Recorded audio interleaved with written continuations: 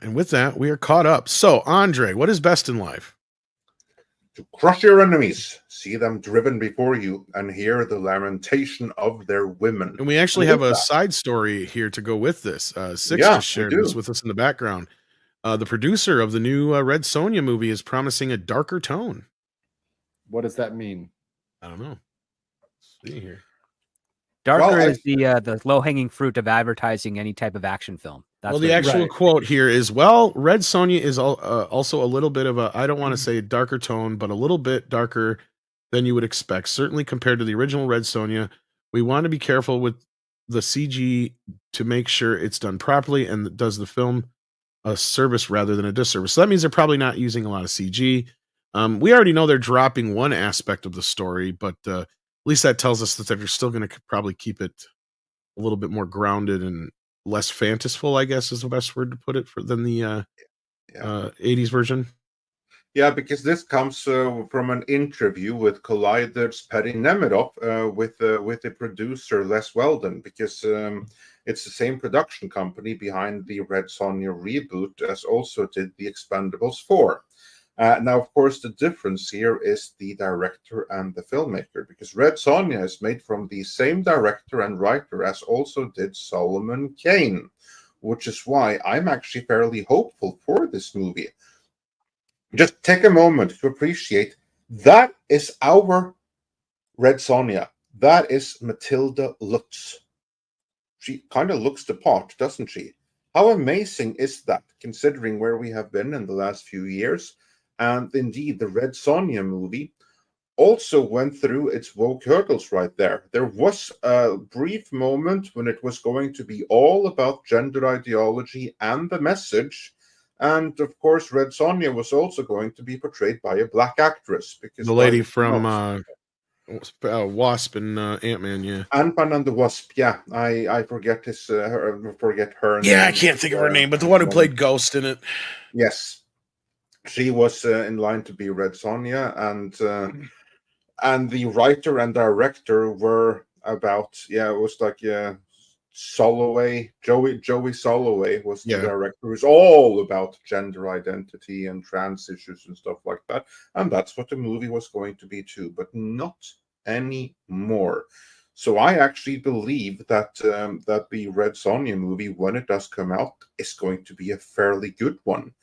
And the statement that is made right here is perfect non-statements. We're like, we're going to do it serious, not too much CGI. No, obviously not, because you don't have that much money. That's what I was thinking. But that's good. That's a good thing. Yeah, that's a good thing. Movies have been ruined by having too much money to waste on CGI. This won't be one of them. I have previously said how excited I am for the Red Sonja movie. And I do believe that this is going to be good. Even the Red Sonja comics are pretty amazing right now. I mean, right now, the regular writer, after a brief run by Jim Sub, who also writes Conan right now, I'll get back to that in a moment. But right now, Red Sonja is written by another countryman or countrywoman of mine, namely Torunn Grønbekk. And I have read some of her stuff before, and I have to say it's actually really tremendously good. Even what she did on Punisher War Journal, like her side run to Jason Adams' run, which was nothing to write home about, but her ministory was actually really, really good. And her run on Red Sonja is pretty decent as well. So yeah, good days for Red Sonja right now. And Hypergiver 2 says, I don't care if it's darker.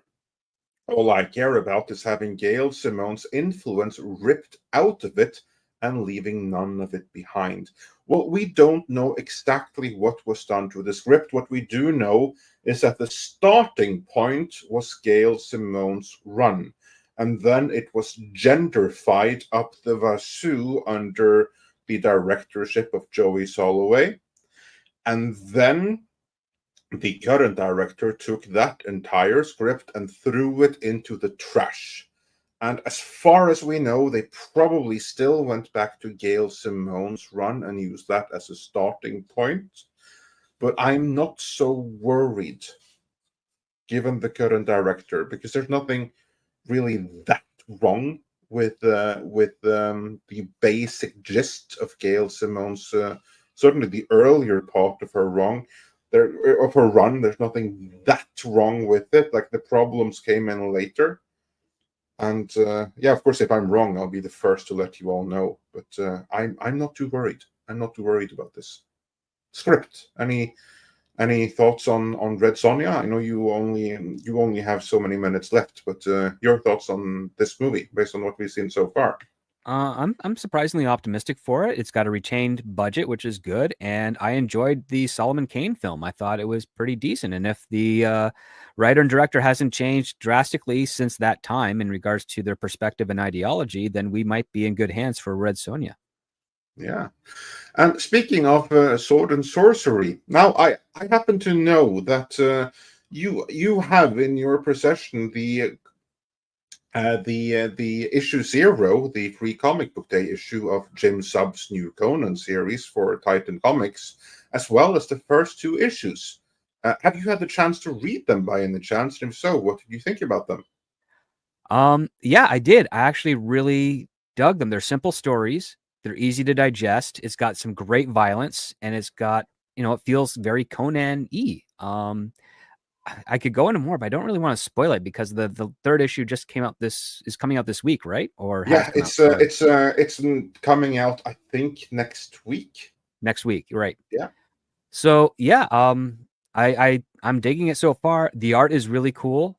And for those of you Conan fans, yes, it does have violence and nudity, but it's done very tastefully. Actually, it's not very exploitative at all. So I'm digging it right now. So I can't wait to see where Jim takes it.